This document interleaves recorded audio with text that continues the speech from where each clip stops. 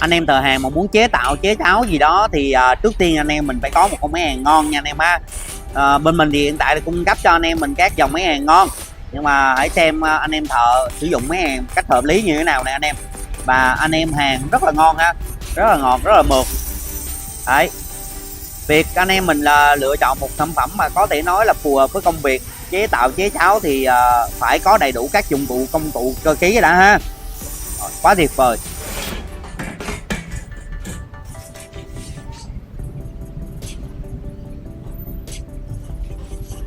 xuất sắc luôn anh em.